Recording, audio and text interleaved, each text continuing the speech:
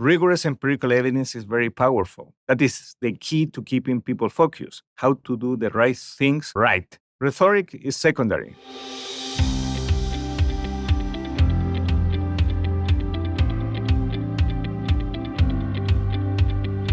Welcome to VoxDevTalks, and another in our series on how to put research into practice in development. My name is Tim Phillips. The economies of Latin America and the Caribbean are facing some tough problems: inequality, sluggish productivity growth, the impact of climate change, and of course, a post-COVID fiscal consolidation. So what does research tell us are the investments, policies and projects that will improve prospects for people who live in the region? Eric Parrado is the Chief Economist. He's also the General Manager of the Research Department at the Inter-American Development Bank, and he joins me now to discuss how the IDB puts research into practice. Welcome to VoxDevTalks, Eric. Thank you very much, Tim. It's a real pleasure to be with you right now. It's a real pleasure to have you on. Eric, tell me, how do you characterize the IDB's role in the region as distinct from the World Bank and IMF, who are also active? That's a very good question, and I would say that the ADB plays a unique role in Latin America and the Caribbean as the largest source of development financing and knowledge for the region. Our focus is exclusively on this region, while the World Bank and the IMF have a global mandate. This allows us to tailor our work and expertise to specific needs and opportunities for LAC countries. Annually, we approve nearly $13 billion in financing to the region. This is significantly higher than the World Bank's lending in the region, which accounts for $10 billion, or the CAF, the Development Bank of Latin America, which lends nearly $8 billion to governments. Also, we maintain continuous policy dialogues and provide technical assistance crafted to the local context.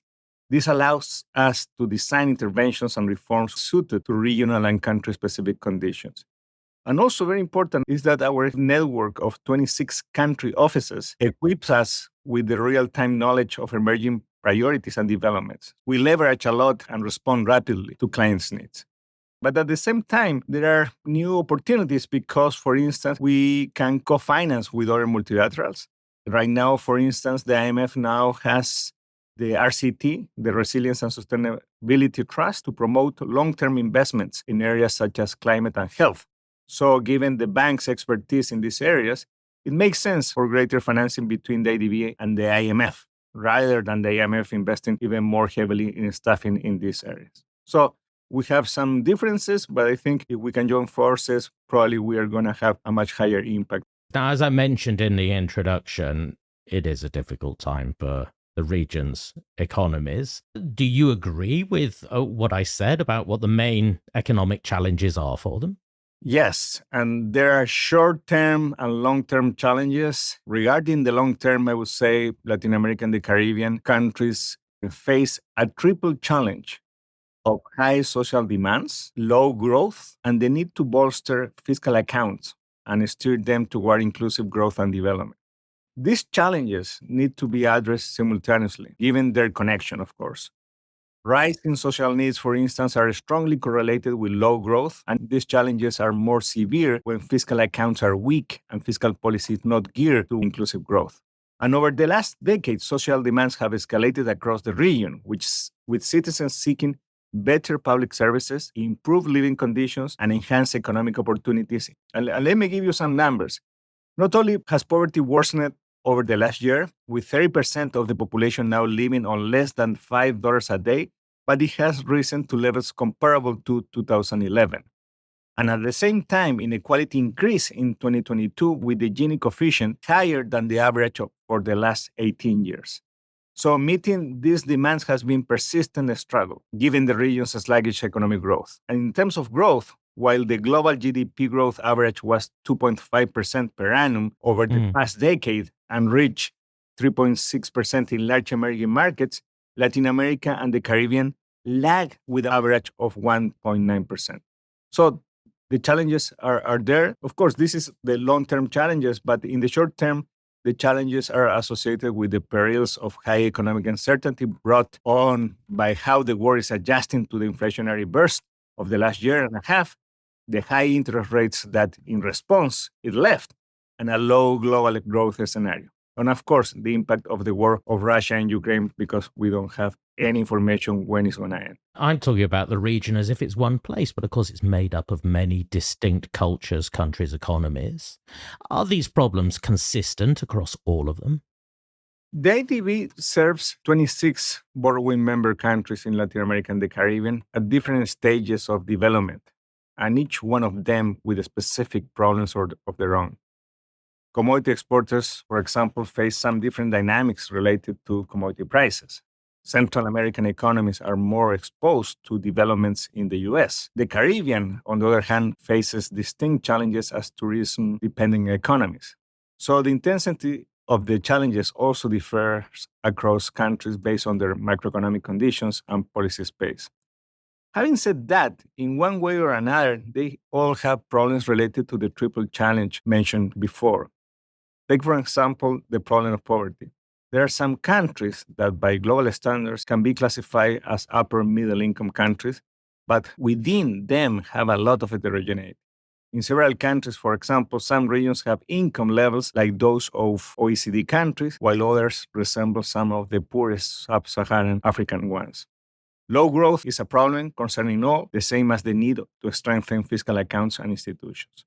Since all our borrowing member countries are highly integrated into the world and its markets, high interest rates, low growth, and inflation are challenges for all. And is development going to be affected at the moment because of the recovery from COVID-19 and the fiscal constraints that's putting on economies worldwide? So I guess in LAC it's the same. You raise a fair concern. High public debt levels and limited fiscal space could potentially constrain development progress in Latin America and the Caribbean, especially in areas like infrastructure, climate adaptation, and long-term growth. And this is very striking. The interest payments account for nearly 12% of fiscal revenue in Latin America and the Caribbean. This is 7 percentage points higher than advanced G7 economies. And precisely because of this is that we repeatedly emphasize the need to attain fiscal consolidation. Our most recent flagship publication, titled Dealing with Debt, discusses this and proposes several avenues toward fiscal consolidation and some sort of forward guidance for fiscal policies. But debt ratios are projected to remain relatively stable, not spiral out of control. This provides some room for countercyclical spending if needed. There are also opportunities to improve spending efficiency and allocate resources towards high-impact investments, even in a tight fiscal environment. And well-designed, for instance, public-private partnership can attract private capital for major infrastructure projects when public funding is limited. And also very important, we stress that point every time that we can, is that institutional reforms like fiscal rules and medium-term expenditure frameworks reinforce sustainable financing over time. And with the right reforms, fiscal consolidation need not rely solely on deep cuts to productive spending. Gradualist adjustment is possible. So structural reforms to boost growth and social protection policies can also cushion the impact of slower fiscal expansion. There is some cooperation between economies in the region, isn't there? I'm thinking of Mercosur, for example. Would it help development if there was more economic integration between the economies of Latin America? Yes. Let me give you some numbers to explain that. Today, only 15% of LAC exports are intra-regional. In Europe, that number jumps almost to 70%. So this is the pace of opportunity that Latin American and the Caribbean countries have. And overall, increased integration in Latin America and the Caribbean can bring numerous benefits. Greater integration, of course, can spur growth by removing trade barriers, harmonizing regulations, and fostering cooperation. Countries in Latin America and the Caribbean can benefit from increased trade and investment, leading to economic growth and job creation. Latin America and the Caribbean countries have a consumer market of around $5 trillion and a population of over 600 million people. So by integrating their economies, countries can expand their markets and access a larger consumer base, attracting more investment and increasing export opportunities for local businesses. This can help boost the competitiveness of the region's countries on the global stage. So that's why it's very important to continue with the efforts of regional integration.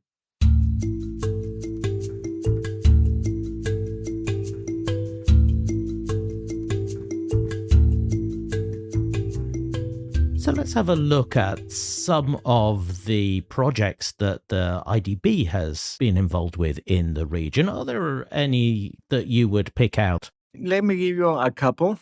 One is related to digital platforms in Peru. In 2018, only 52% of third graders in the region mastered basic math concepts. Between 2013 and 2019, most countries in the region show either no improvement or a decline in learning assessments for students in third and sixth grades. In 2018, 35% of secondary students in the region achieved a minimum math standard compared to 76% of students in OECD countries. At both primary and secondary levels, there are large gaps in learning between students from different socioeconomic levels.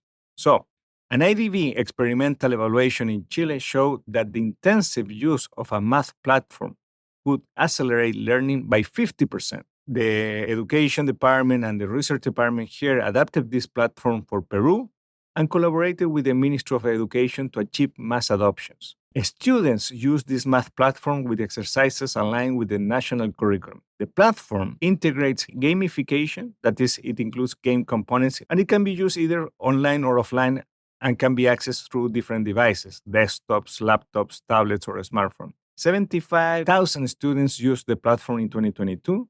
More than 90% of students, teachers, and principals reported high satisfaction with the platform. And the national implementation of the platform can generate $25 of benefit for every dollar invested. So we derived two important lessons for this specific case. Effective policies require a constant process of innovation and evaluation before scaling up.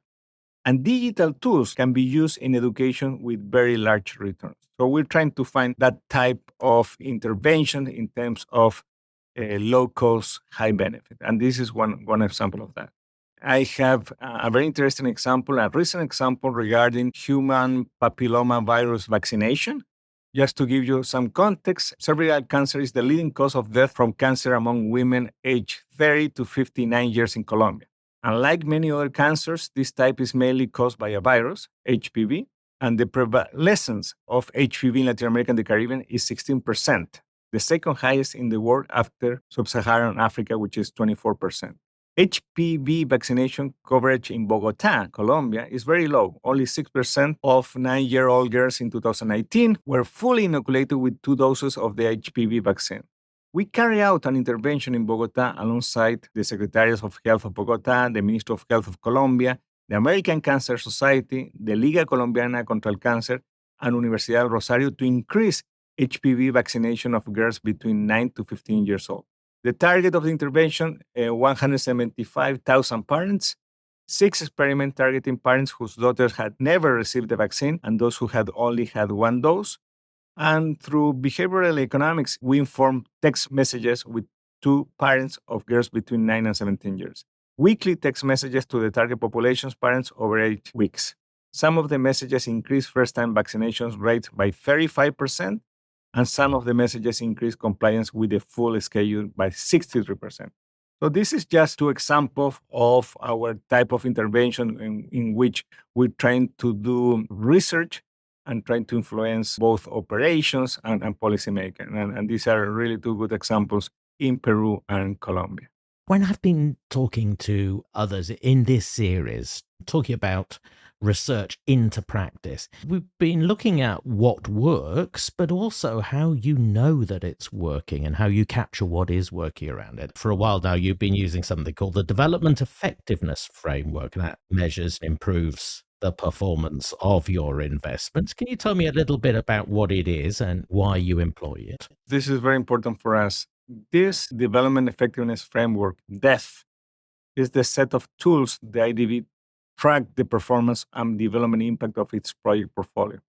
We use it to ensure that the bank does the right things in the right way. We also use it to learn what works and what doesn't, and that allows us to focus on the design and execution of better operations.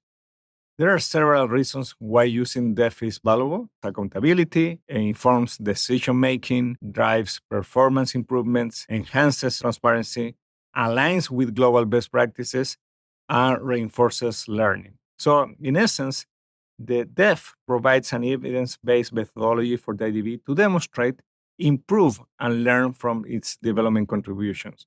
So, as chief economist of the ADB, I would champion maximizing and scaling up approaches that the DEF shows are most relevant for development. Have you got any examples of how it has worked?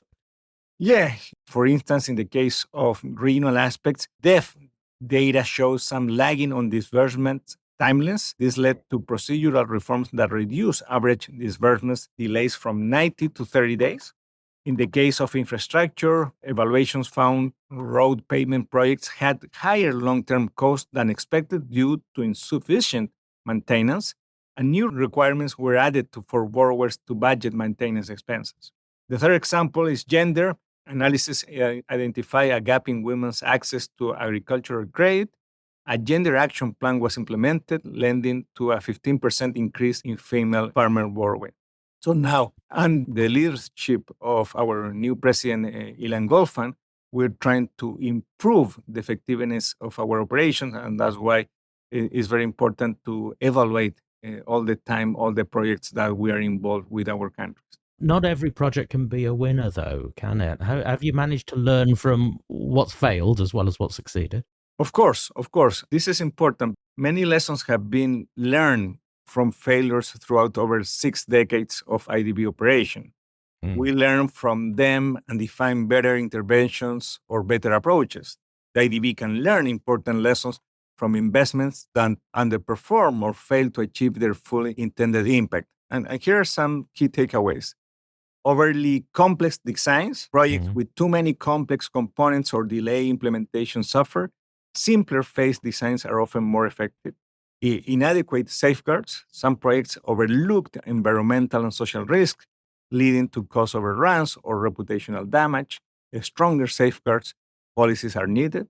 Limit ownership, where the governments or community lack ownership of a project, sustainability suffer after IDB involvement ended. True buy-in is crucial. This is just some lessons.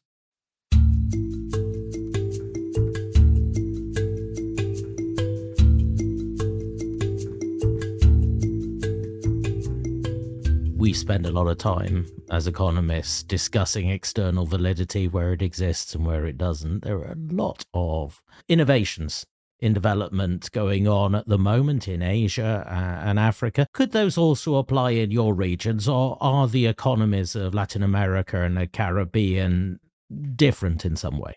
There are certainly differences in the Latin American and the Caribbean context that require careful examination before applying lessons from other regions. First, cultural and social norms and behaviors matter a lot. Second point, economic conditions. The structure, strength, and constraints of like economies differ from Africa and Asia.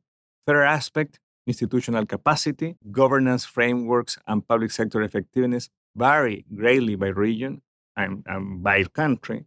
So feasibility hinges on existing capability. Geography, urbanization rates, rural accessibility, natural resources, and climate impacts project viability.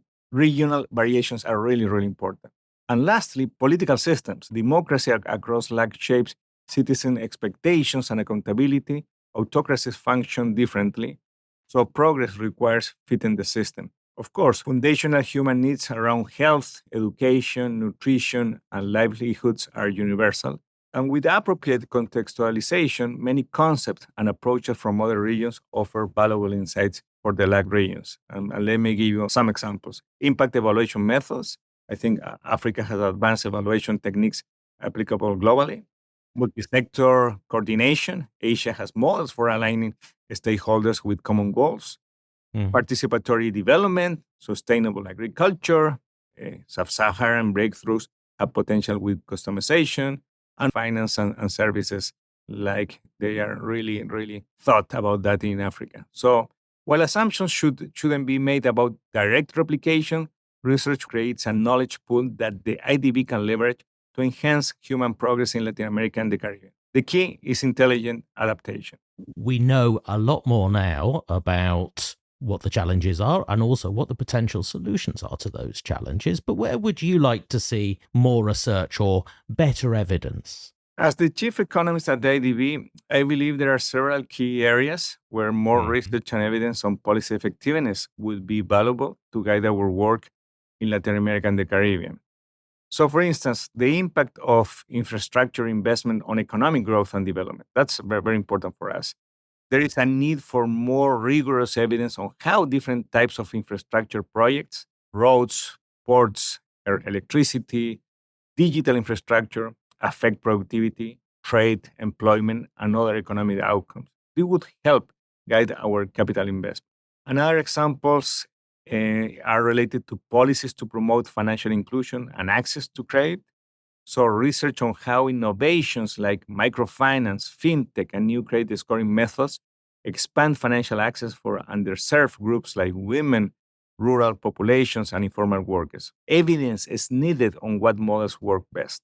Very basic, but very important education quality reforms. We need more evaluations of education policies aimed at improving students' learning outcomes. For example, research on teacher training, coaching, school management reforms, classroom technology, and curriculum changes would help identify the most effective approaches for our region. Anti-poverty and social safety net programs. There are many government cash transfers, food assistance, and workfare programs across the region. Rigorous evidence on which models have the greatest impact on reducing poverty and expanding opportunity for vulnerable groups is relevant and is key. And policies to boost productivity and competitiveness of small and medium enterprises.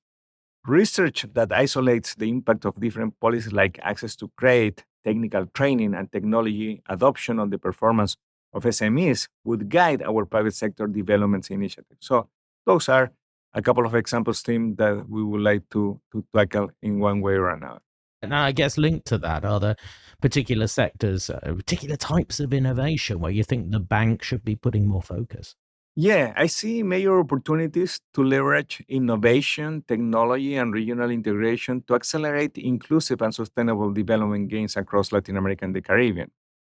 And I believe that the ADB could put greater strategic focus in the future on private sector. I think private sector is very important for us. I expect that in the future, we can see more effective operations that leverage private sector resources that are more abundant than public ones in areas that are critical to reduce poverty and increase sustainability growth.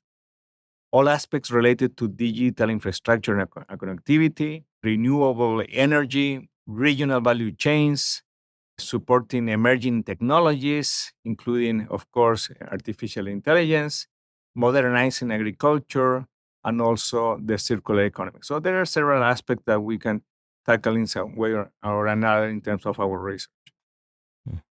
Finally, Eric, your job involves a lot of communication inside the bank and also with policymakers outside the bank. Yeah, you only have to go on YouTube to see that it's something that you do a great deal of.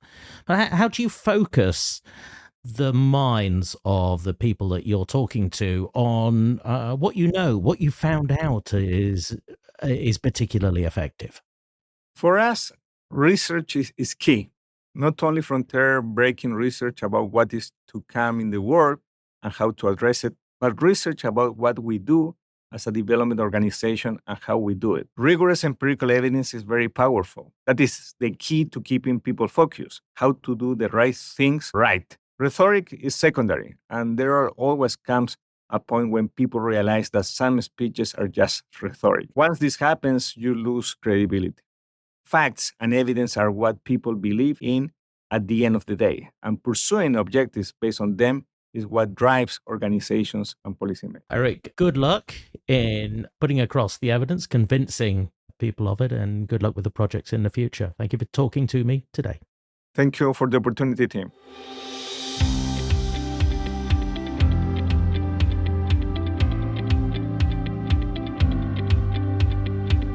This has been a VoxDev Talk. The best way to make sure you never miss an episode is to subscribe. You can do that wherever you get your podcasts. And all our past episodes, as well as articles about the papers we feature, are also at voxdev.org.